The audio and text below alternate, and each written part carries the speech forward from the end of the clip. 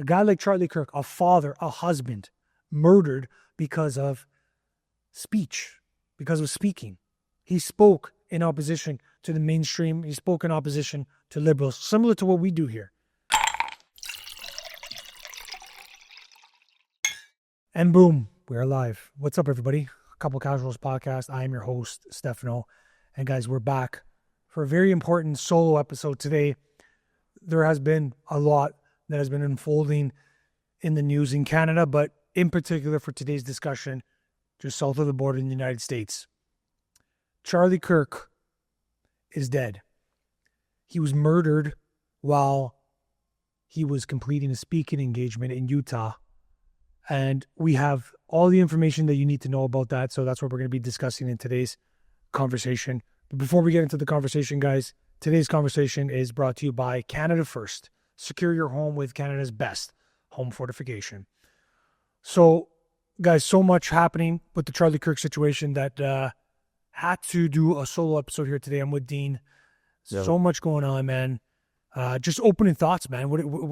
It's a couple days now since it's happened. Mind you, when this conversation comes out, who fucking knows what else we're going to find out about this situation. But I got a lot. We're going to run through it. But just opening thoughts, bro. What do you think? Man, it was crazy. I think you were the first person to tell me about it. I messaged you right away. I had to. I'm like, did you see this? Yeah, it was a super busy day I was having, so I hadn't been on my phone or whatever. And then I just kind of had a quick look at it, and I saw you saying, "Did you see what happened to Charlie Kirk?" I said, "No." And then somebody shot him. And then after that, I was kind of with a couple friends that were recording some stuff, and we looked it up. And I think it was just as Trump was talking about how it was confirmed that he was actually dead, not just shot. Yeah. And it was disgusting. I was disgusted by somebody's ability to do that. I wasn't the biggest fan of Charlie Kirk. I didn't agree with everything he said, but I didn't have any problem with him. He was doing reasonable talks at universities, trying to convince people that maybe you're being lied to about some certain stuff, and maybe your opinions aren't as correct as you think.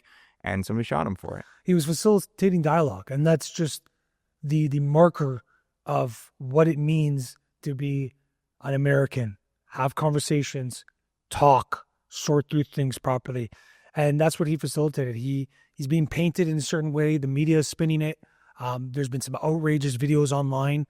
The video itself is very graphic, but it's just devastating to think that this is where we're at in our political discourse, guys. We have come to a point in this country of Canada, but in the West in general, that the political discourse has now become violent. And of course, you can say both sides, the right and the left, can be violent at times.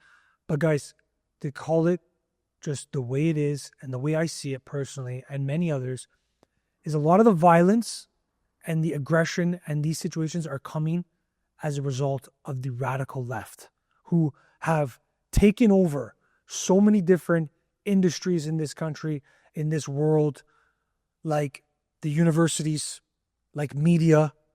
They completely run the media. They completely run so many different things, and they continue to move the needle in an aggressive way, whether it's subtly or whether it's right out in the open.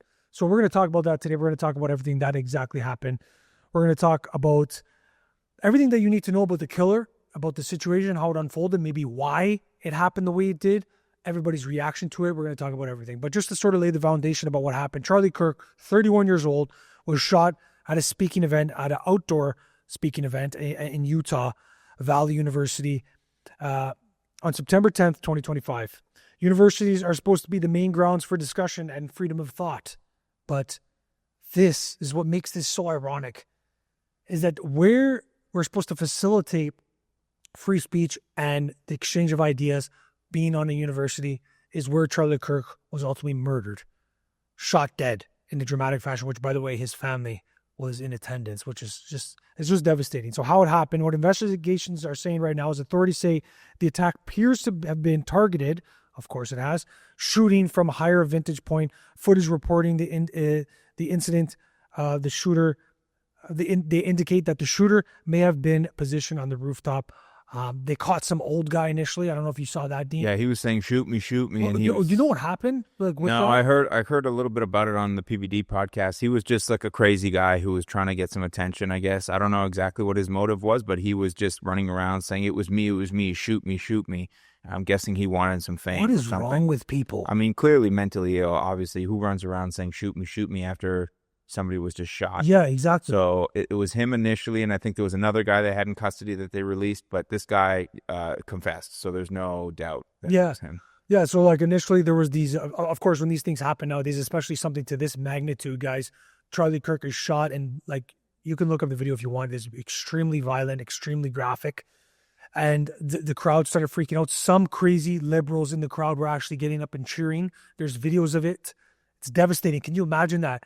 A father, a husband, a son, a person being shot and killed in that fashion, and the audacity by some of these liberal radical left university students who were there for that talk were up cheering.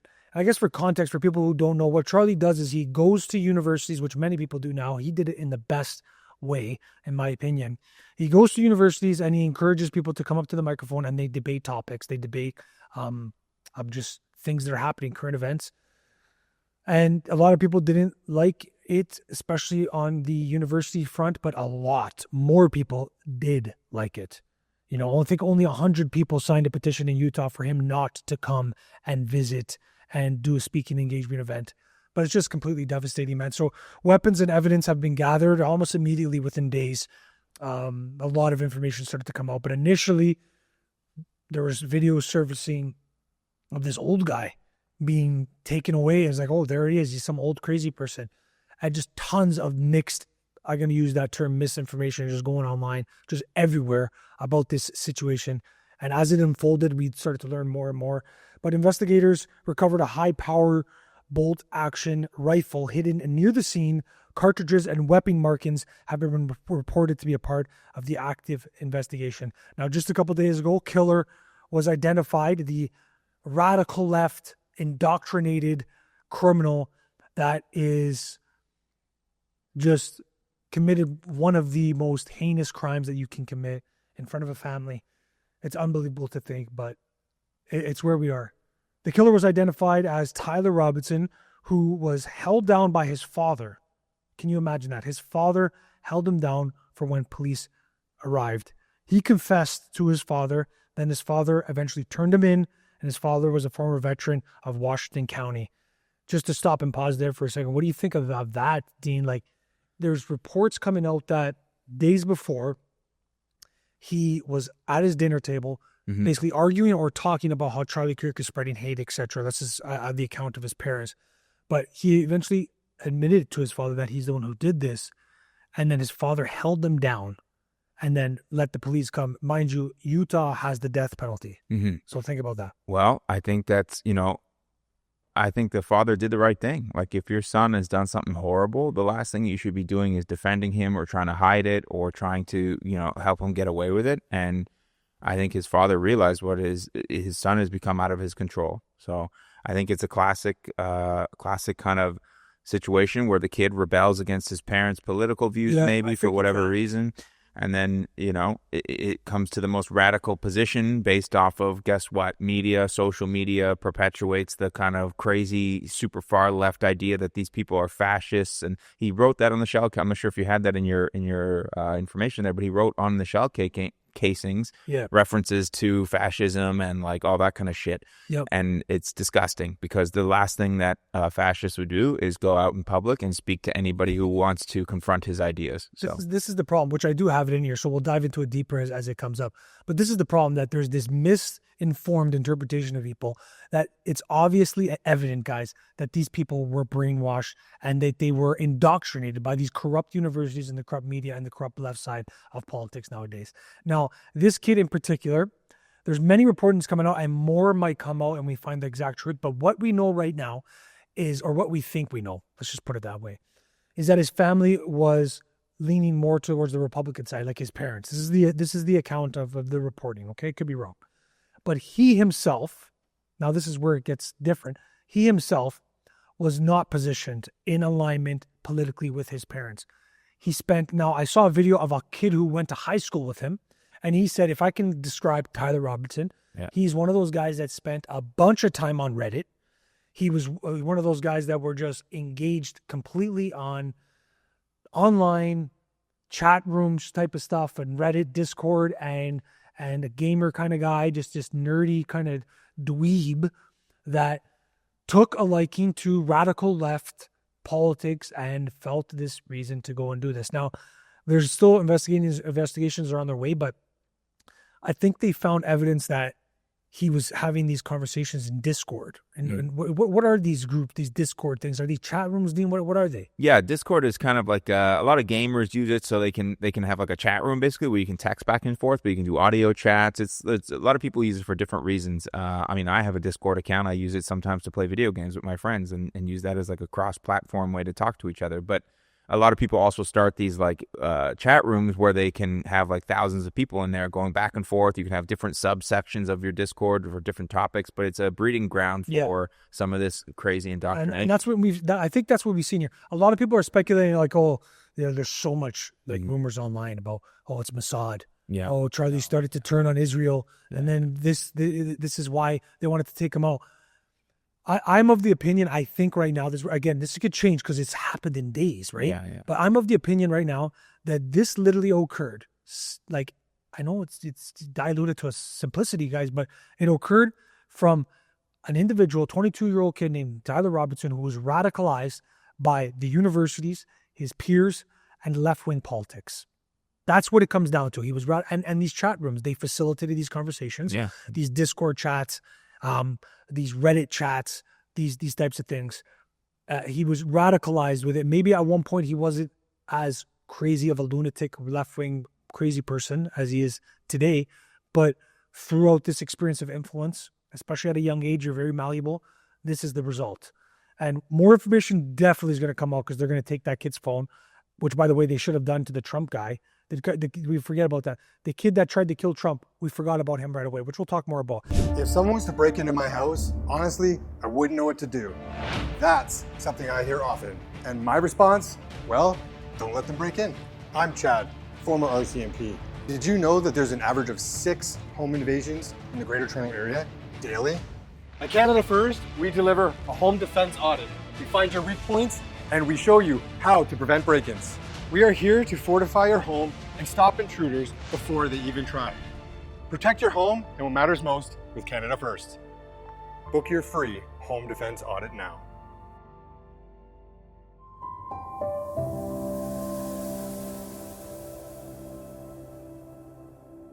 But let's talk about the fascist thing. Hey, fascist. So on the FBI found on the shell casings, there was deliberate sayings like, hey, fascist, catch. To me, this shows the intent. This shows the premeditation. This shows the political bias that this individual had. Like you just said, Dean, hey, fascist. Do these guys even know what fascist means? Not even a little bit. A fascist is a nationalist individual that employs dictator policies and that oppresses, is like the oppressor versus oppressed, and that will do anything to silence the opposition. And they believe that there's one way of doing things and the democracy is null and void.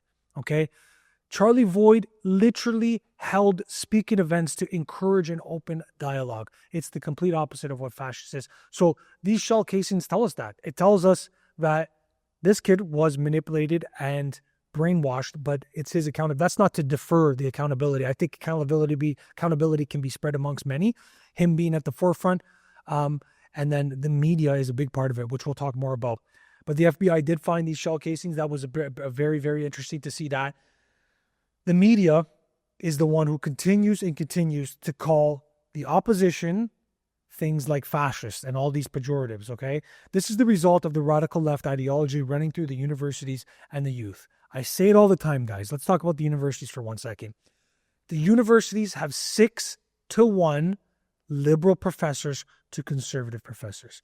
What does that tell you, guys? It's a little breeding ground for radical left policies, and not to mention some of the things that some of these professors have said, which I'm going to talk about in a little bit now. But the media needs some accountability. The Democrats and liberals need some accountability. Trump is a perfect example. Throughout the campaign, everything that Trump did, no matter what he said, no matter what anybody said in opposition to the liberals and the Democrats, they call them a pejorative. They call them fascist. They call them racist. They call them all these sorts of things. These tactics need to end. Nazi. Go punch a Nazi. How many times have you heard this? These tactics are where we find most of the responsibility coming from when it results in violence. Because what happens is, I'm going to explain it to everybody and then I'm going to get your opinion on it, Dean, is people hear the media say these things, fascist and all these negative pejoratives, and then people like Tyler Robinson and all these other crazy, just misinformed liberal students and liberal youth or whatever, they look at it and they go, if that person is this, a fascist, a terrible thing like that, or this, a racist, a terrible thing like that, if I enact violence on them, because we can't even speak with a fascist, I don't speak with fascists, I don't do, if they attribute those people to that, then it's almost justifiable to enroll and commit violence on those people. And this is what we're seeing in real time.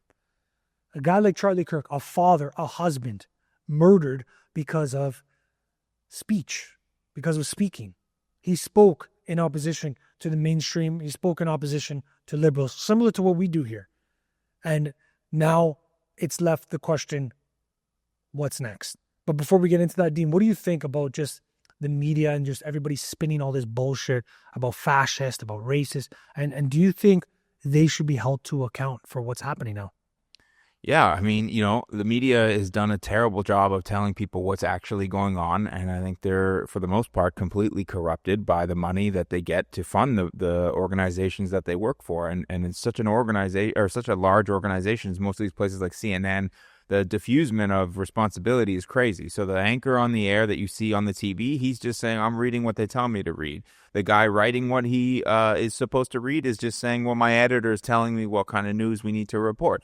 I've seen it from Canadian news media, people that I know that work there, that editors are completely politically slanted when this kind of stuff is supposed to, like in the U.S., they have equal time laws. You're supposed to have a balanced opinion and give equal time to both sides so that there isn't kind of any kind of like push and nationalist movements that come out of the media. But clearly we've seen in the last, I would say last 10 years, the media has completely slanted to the left. Completely. They're completely bought and paid for, and they're totally willing to enrage young people who maybe don't have all the thinking power that a normal human being does. Because if you see videos of this Tyler kid from way before, back in the day when he got accepted to university, you could tell there's something off about him. He's not exactly, he's maybe a little, he's a dweeb, he's a little autistic, his social skills aren't there. So he's probably a lonely loser incel. What gives you meaning when you're something like that? You can't get any attention from women. You maybe don't have very many friends. You're not doing great in the job world or your personal life. What do? All of a sudden, somebody's telling you, like, these are the enemy. We've got to stand up against them. You find a group gives you purpose. Gives you purpose. You find a group. All of a sudden, I belong. And these people are playing you like a fiddle. And then you get somebody who's really unbalanced. They go grab a gun and they shoot somebody that they think is going to get them some notoriety and make them a hero in their eyes and in their peers' eyes. And I think that's also perpetuated by the media, like you said, referring to people like Charlie Kirk or even Donald Trump as a Nazi. Yeah. How many times have we heard that? Insane. I've probably heard it every day on social media. So the mainstream media too. Mainstream media, social media. Saying that is just, that in itself should be very condemnable. And it should stop.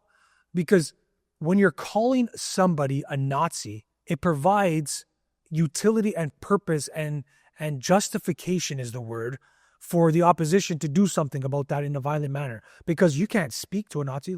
Like that should be stopped. That shouldn't happen. I want to ask you about the killer and just sort of the interpretation from the public. A lot of them didn't think, this was an operative hit. This was a high class hit. What were your thoughts about that? Did you think that's it was somebody who was not what they're telling us? Sorry, one more time. Do you think it's somebody who it's not Tyler Robinson? Do you think it's somebody else? No. Like a high level sniper? No, I think it was this kid. I think he was insane. I think he was not playing with a full deck, and I think he got sucked into that world and the whirlwind of like the liberal media and liberal far leftists telling him that this is really truly the worst thing that you can be. Charlie Kirk is one of the worst things you can be. Whatever. Like I said, I'm not exactly a huge Charlie Kirk fan. I don't even subscribe to his YouTube channel, but he was not a violent guy. He was not like talking about whatever white nationalism or whatever like they would have you believe. He was a old school religious guy. Yeah, I don't agree with him that gay marriage shouldn't be legal. I don't agree with him that abortion should be illegal. But you don't shoot somebody for something like that. You come up with a better argument, and guess what? He's also willing to talk to you. All you got to do is walk up to the microphone, and he'll talk to you about it and why he believes one thing, and maybe why you believe something that maybe isn't right. Whatever, it doesn't matter. You don't shoot people for that. So I don't think it was like Israel. I don't think it was the Mossad. I don't think it was a CIA operative. I think it was a lone moron who couldn't even have the brain power to understand that he was being manipulated, and he thought this would really make him into a hero. I agree. I agree. That's where I stand right now. I don't think there's always going to be conspiracy online and things that people interpret in different ways. That Charlie was a supporter of Israel and then he started to shift out, and that's why they wanted to end him. I highly doubt it. It's just a lone acting person that wanted to kill somebody because he was motivated by his peers, by the media, by the corruption that lingers in the university, and he enacted on it. And for the people questioning that shot, for anybody who knows anything about firearms, that's not much of a difficult shot. It was a downward, kind of clear-cut shot. It was a perfectly placed shot, which makes you think they should have probably scanned the building a little bit more. He does have high security, but more close personnel. But it was somebody who just preemptively planned it and executed it. And most trained professional snipers aim for the head, not the neck. So he landed and he killed them. It's unfortunate. I'm surprised Charlie lasted as long as he did. But I really want to make this point, guys, and this is an important point. Oftentimes we're here talking about politics, talking about things that are going on. This podcast is sort of taking a political lens onto things, and I've looked through a political lens with this podcast. I've used it as a tool to communicate with other individuals who share the same opinion, who are part of the same sort of like-minded or even opposition, just to stimulate these conversations. But my point is this: I would never wish this upon my worst enemy. Now, we sit here on this podcast and we talk about Justin Trudeau. We talk about Mark Carney. We talk about the radical left and these people and these lunatics. We can call them these names because that's what they display and that's what we feel they are. But I would never, ever wish for somebody to shoot, for example, Justin Trudeau in the fashion that Charlie Kirk was murdered. I think that's the distinct difference between the reasonable people on the right and the crazy people on the left. Now, I'm sure you can find your people on the right that would want to put a bullet in some of these politicians' heads. That's fine. But I'm sure you can find way more people on the left that would want to put a bullet in almost anybody's head. And we've seen that through the celebrations that we've seen of Charlie Kirk's death online. It's absolutely insane. So speaking of Charlie Kirk, let's talk a little bit about who he was just quickly so then people can understand this. Charlie Kirk was the founder and co-founder of Turning Point USA, okay? It was a prominent conservative activist and campus organizer, influential among young conservatives. He single-handedly swayed the political opinion and provided awareness and insight in Republican and conservative politics in the United States. Trump admitted it. The administration admitted it. He is so good with his words. That's his weapon. His words, his mind, his faith. That's why I've decided to wear this shirt today, Faith Over Fear, because this is generating a lot of fear in people, but we must have faith over fear. And that's sort of his messaging. But he was very influential with the youth, and I think he had a very bright future in the Republican Party, like extremely, extremely bright future. And this is the ironic part, guys. We talk about the radicalization of the right. They always talk about January 6th, the liberals and the left. They always talk about how the Proud Boys, for example, remember this? The Proud Boys, the white supremacy is the biggest threat to our democracy.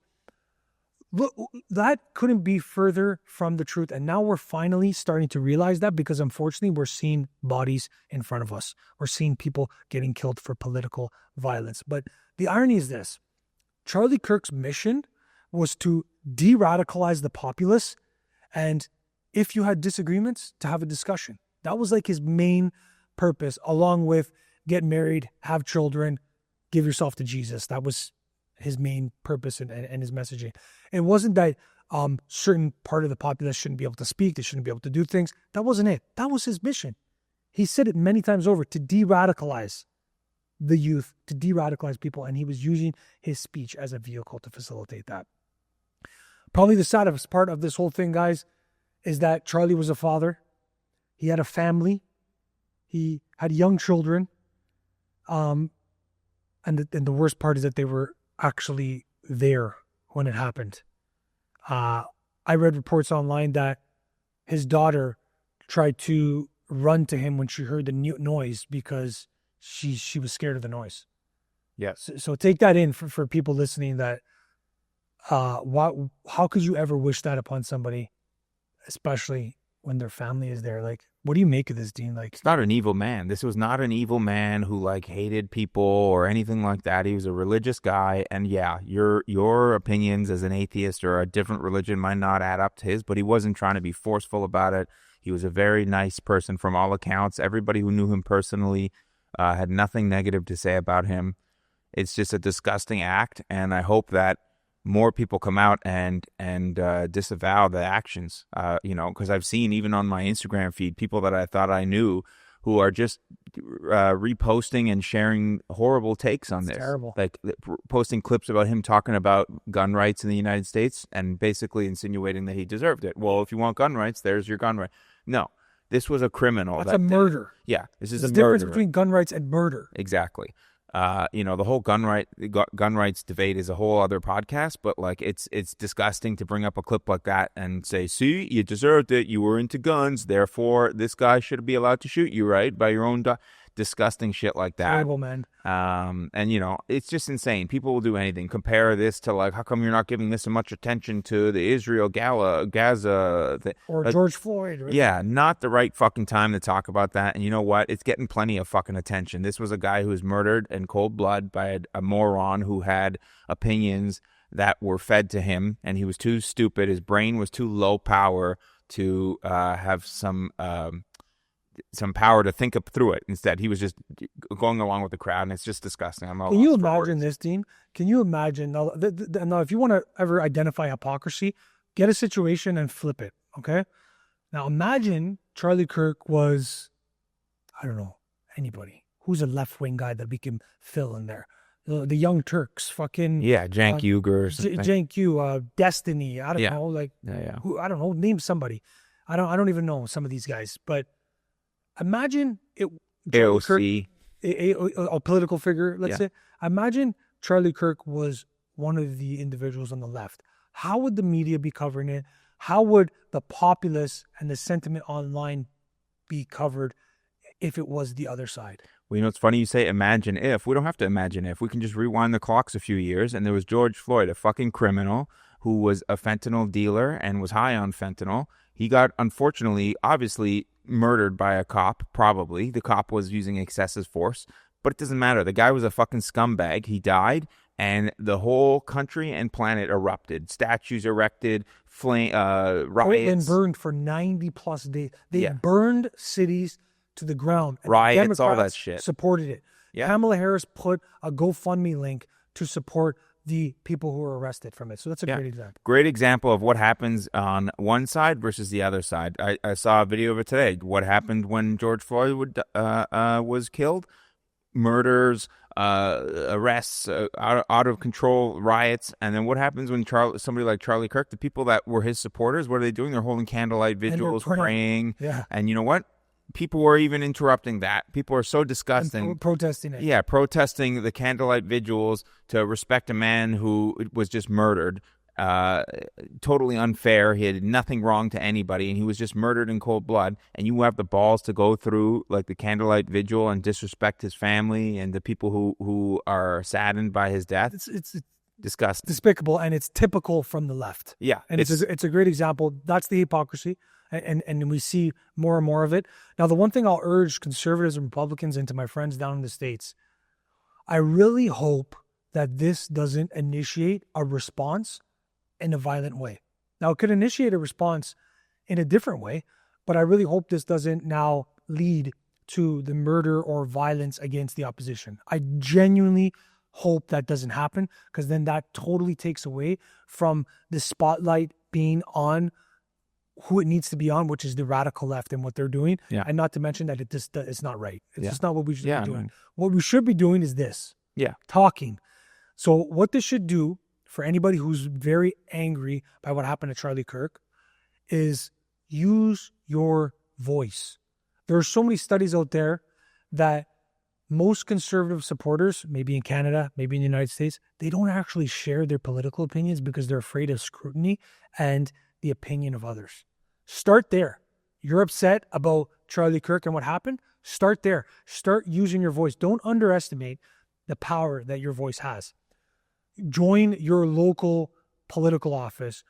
Join Turning Point USA if you're in the United States. Get involved politically. That's how you make a change. And it starts with the vehicle of your voice. Now, just to kind of piggyback off that, Charlie Kirk's wife spoke for the first time yesterday. It was very, very sad to watch. To think that she had the courage to get up in front of the camera and speak about this is very honorable. But that was her messaging overall, was to join the Turning Point USA, and then just a sentiment and testament to her husband, her family, the supporters and people. So that's probably the most important thing that we can take away from this, guys, right now, is that's how you make change. Now let's talk about people's responses. A lot of the mainstream media, we discussed it a little bit, the public and the politicians. I want to start with first a Toronto professor. Did you see this, Dean? I heard about it. I didn't read the whole full statement. Oh, it's terrible, man. It's absolutely terrible. And the NDP, I have the NDP, one of the NDP supporters too, released a horrible take on this. But let's start with the Toronto professor. A Toronto professor was put on leave after comments on the assassination of Charlie Kirk. U of T, University of Toronto professor Ruth Marshall said this: "Shootings is honestly too good for so many of you fascist cunts." I wasn't going to say it, but that's what she said. We can bleep that out if we have to. I know it's a very vulgar word, but that's what she said. Terrible. Can you imagine? That's a professor, Dean. Disgusting. That's who we're dealing with in the University of Toronto. How can you be so misinformed to think that this guy deserved anything kind of even close to what he got? Disgusting. Like that, you have to be so ill-informed about him and about what he's talking about to think that this is too good for you. What a disgusting take. And you know what? In a way, I'm happy. I'm going to tell you why I'm happy. Because at least the reasonable populace and the people that are paying attention, because this is probably a pivotal moment in politics. Oh, yeah. This is a deadly assassination caught on camera. Very devastating fashion. But a lot of people are paying attention. And at least they can see, you guys can see, the populace can see that this is what you're dealing with. These are the people that are educating the youth. 6-1 professors are liberal versus conservative. They dominate the universities. These are the types of... Does this sound like a sane person to you? A shooting is honestly too good for so many of you fascist cunts. A man just died, got cold-blood murdered, shot by a sniper, by a rifle, by a crazy radical left lunatic, and was killed in a dramatic, graphic fashion in front of his family. And this is what we're hearing.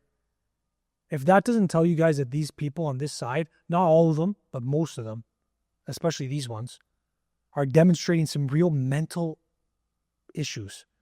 Now, that's the other thing. The left side of I'd be surprised if this guy was not medicated in some sort of SSRIs or something. That'll come out very shortly. Like, yeah. The U.S. is the most popular, is the most medicated out of anybody, and the most medicated is also liberals too. There's many studies on it too. That out of all the political spectrum, majority of mental illness, their political party falls under the left side of things, Democrats and liberals. Yeah, yeah, they're all on medication, and it has an effect. And so this is what I want people to know. There's been crazy, and also to mention other insane videos that we've been seeing online. When the situation happened, you went on X. I don't know if you did this, Dean, but tons and tons and tons of people from the left are on there celebrating the death of Charlie Kirk. These crazy radical left lunatics were making videos of themselves celebrating the death of Charlie Kirk, which was absolutely insane. Political leaders like President Donald Trump publicly honored Charlie Kirk, announced plans to award him the Presidential Medal of Freedom, and called for a calm, nonviolent response. Governors and national figures condemned the violence. The problem with the media is they are agenda-based and they're run by liberals with zero accountability. That's what we've seen. We talked about that many. The media didn't cover. Now, this is the other problem with the media. Because they're so agenda-based, they choose, they're selective on what they cover. And I'm going to give it a perfect example. The media didn't cover Irina, the Ukrainian girl who was brutally murdered on a bus at random just a couple days before the Charlie Kirk murder. They weren't covering it at all. Why? Because it didn't fit the narrative. Yep. What did you think about that? I thought it was insane. I thought that what happened was disgusting. The guy was clearly mentally ill. How could you not be if you do something like that? But I thought it was disgusting, the lack of attention it got and the lack of empathy for the victim. It's insane. If the colors of skin were reversed, there would be, again, riots in every country or every city in that country. There would be riots in every city of that country. It would be white supremacy is running thick and thin, thick and strong through the United States. But the reason I make that point, guys, is because I'm trying to let everybody understand and really highlight that the media is so agenda focused that it's actually causing violence at this point, because they're trying to portray something that is not true. They lie consistently. They're trying to tell you that there is an overwhelming sense of racism that is destroying the West, when really they're using that to play identity politics and play politics to capture your vote. That's the most devastating way that you could do it. It's dishonest, and they claim to be virtuous, but really they're malevolent and terrible. This situation with Irina was a refugee who came from Ukraine. Irina, I don't know how to say her name properly, unfortunately. She came from Ukraine and was here for a better life, working at a pizza shop or something, and was taking the bus home and was killed by a multiple repeat violent offender who was, of course, out on bail. And he murdered her in cold blood because he was schizophrenic. He had mental health issues. His own parents were telling him that he should have been away in a facility. And she happened to sit in front of him, and he killed her at random. This is why I tell and I caution everybody that when you're out on places, especially public transit, you got to look around. Look around in your situational awareness, because sometimes you have to look and be like, okay, I'm not going to go over there. I'm going to go over here, and really be aware of that. And it's interesting because Charlie Kirk really spoke about this situation, especially leading up to the end. But the mainstream media, the controversies continue. Some specific examples on MSNBC. As soon as the thing happened with Charlie Kirk, you turn on the news and you saw horrendous takes. And they started to curate their messaging because of the accountability from the public. But I'm going to give you guys a couple examples. On MSNBC, analyst Matthew Dowd suggested Kirk's divisive rhetoric contributed to a climate that can lead to violence. His on-air remarks were widely criticized and seemed to be victim-blaming. MSNBC called the comments inappropriate and insensitive and unacceptable, and subsequently severed ties with this individual, so he was fired. His direct example of the quote was, "Hateful thoughts lead to hateful words, which lead to hateful actions."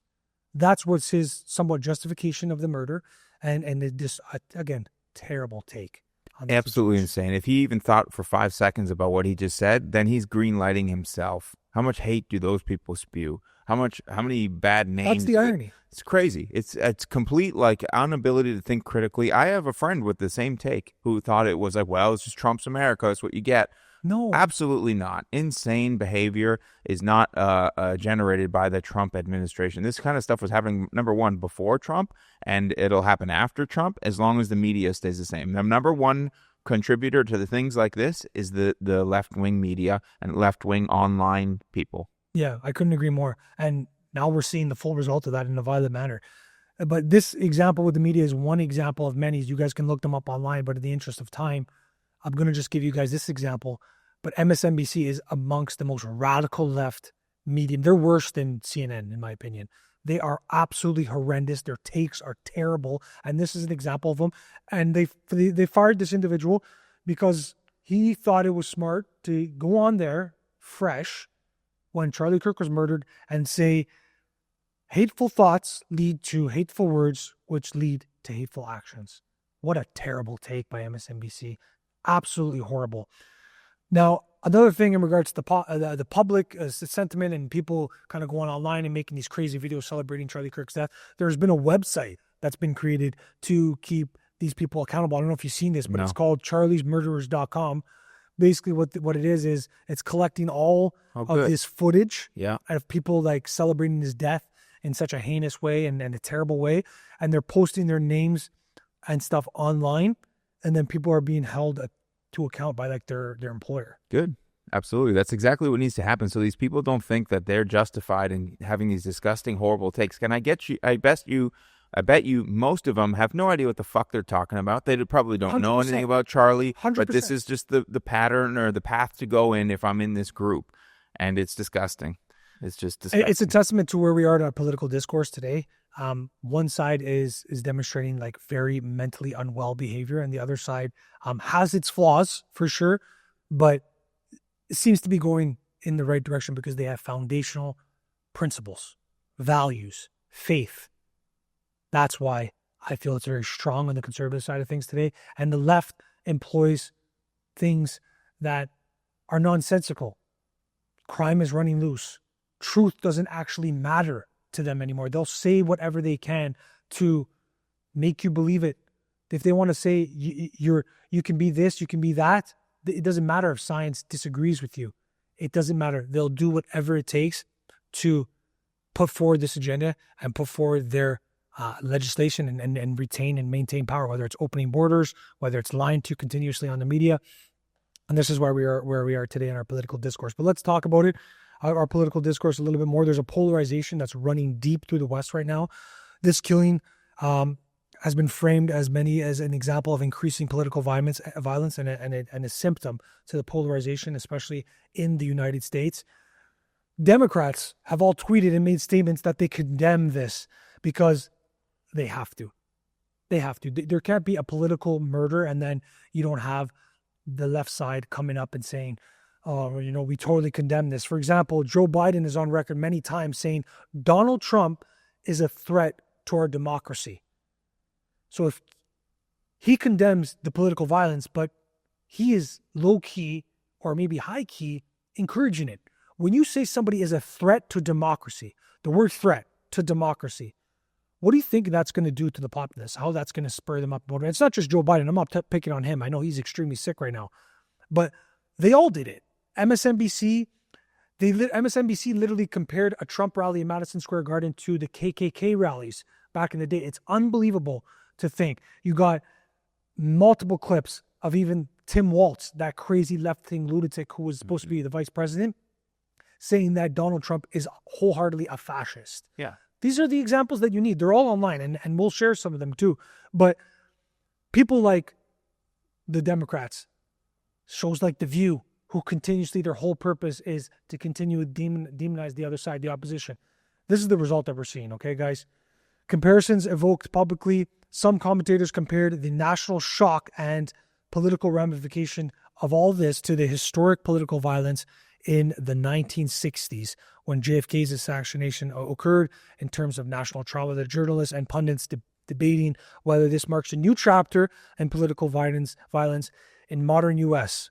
Now, I don't know if there's been a more violent time like now. Probably the whole JFK thing was probably the last thing that we can kind of compare it to. But guys, we're at a time now where might be. Do you think this is a pivotal moment in our politics, Dean? Like this, because this was so graphic and so traumatizing for so many. Do you think it's a change? Well, I think certainly there's going to be some change that comes about directly from this, and I think a big part of it is going to be the energizing effect that it had on the people who were already following him. Now they're not going to stop. This is not going to stop Turning Point USA. His wife is going to help continue the dream. And it's going to energize that whole audience, and they're going to go out and they're going to start speaking like he was. I think you're going to see a huge wave that comes from this, and I think it's going to be a good thing because unlike the left, this isn't going to be a violent wave. It's not going to be riots in cities. It's going to be people starting new podcasts. It's going to be people starting their own version of Turning Point or a new chapter in their city, and I think it's going to have the opposite effect of what this bozo thought it would do. Yeah, I couldn't agree more, and that's where I really want to curate that information. And really just reinforce, guys, use your voice. And this is an opportunity to now shift and lean into that more. To the young man out there that was a big supporter of Charlie Kirk, that stage Maybe not to that magnitude as Charlie Kirk, because there can only be one Charlie Kirk. But that stage is up for opportunity. This should motivate you in a positive way. This should motivate you in a way to find solutions to problems, to use your voice to combat the opposition, and to stand forthrightly in the name against evil. Now, just some final thoughts, guys, before we wrap it up here. Dean, you mentioned a point about liberals are blaming this on gun violence. They're trying to make the point online that Charlie's supporter was a supporter of gun rights and he died from gun violence. I want to make a clear point in opposition to that statement. That's just a nonsensical way to push through policy and honestly and wholeheartedly just a cheap and just disgusting way to, in a way, capitalize on somebody's murder. They do this all the time with the high school shootings. They do it all the time. They say, oh, there's gun violence again. They're trying to use an excuse to take your guns away more and more. They allow criminals to commit murder at random and don't cover it and don't care about it. But Charlie Kirk gets murdered with a firearm, of course. And then that's seen as an opportunity to make the point that gun rights and gun violence needs to be changed in the countries across the West. The people committing the crimes with guns are criminals. So go after the criminals, not the legal gun owners, because they're amongst the most responsible people that we know. It's a very cheap way to make a point, and it's terrible. Most gun crimes come from illegal crimes, and this was cold-blood murder. This was not, I got my gun to protect my home. I believe in gun rights because we should be able to be sovereign individuals who have the right to bear arms, and I want to protect my home. I want to go hunting. I want to go to the range and shoot. This is somebody got a gun and murdered somebody. So that's the issue is not the gun. The issue is the crazy left-wing lunatic who was corrupted by left-wing ideology who went and murdered that other person with the gun. He's the problem. That's what the liberals seem to forget. They try to find a way to capitalize on catastrophe. Never forget it. Look what they did through COVID. Never forget it, guys. Ahmad died from speaking. He used his voice and he died. And he got killed for it. That's exactly why he got murdered. The left is fueled by resentment, guys. And that's what we're seeing. Both sides can be violent, but the left is much worse from multiple attempts on Trump's life, which, by the way, we totally forgot about after a week. How can a formerly sitting president and a now running again president almost get murdered in the exact same fashion that Charlie Kirk did, by the way? There was the same type of deal. Mm-hmm. And then the media covers it for a week, and then we stop talking about it. Nobody cares about it anymore. Isn't that insane? It's crazy. Like, it's just unbelievable. A former president almost murdered. And they wanted to do that to Trump, even worse. But thankfully, they were unsuccessful. And unfortunately, it actually succeeded with Charlie Kirk. But the left is much worse. Multiple attempts on Trump, continuous rioting and looting in the name of apparent virtuous claims. Portland, for example, in 2020 burned for 90 plus days, and the Democrats had no issues with that. It doesn't make any sense. It's a terrible claim that gun crimes gun rights need to be taken away, and they're the reason for these situations. Charlie didn't believe you should go out and murder people. He didn't believe that. He believed in the power of facilitating conversation and finding solutions through speech. That's what he stood for. That's what he believed in. And he would never have ever wanted somebody of his supporters to go out and murder the opposition. So guys, that pretty much covers it. I wanted to jump on here and talk about Charlie Kirk and what kind of happened in this situation. I really hope that we learn what we can from this, guys, and it doesn't instill fear. We have to have faith over fear in climates like today and continue the political discourse in a positive manner. But I really, truly, and wholeheartedly believe that the left is in a dangerous place. So a message to the people of the left. And this will be my final segment on Couple Casual Podcast, which we call Salute. This salute is to the left, ironically enough, today. And I want to make you guys understand that for the reasonable liberals out there, because I'm sure there's like 3 of you left, find a way to recapture your ideology, your beliefs, your party, and go back to common sense. Go back to reasonable approaches to politics, because this stuff here, it's terrible and it needs to stop. So with that being said, guys, I appreciate you guys. Shout out to Charlie and his family. Rest in peace. And until next time. I love you guys. Nobody else. Ciao.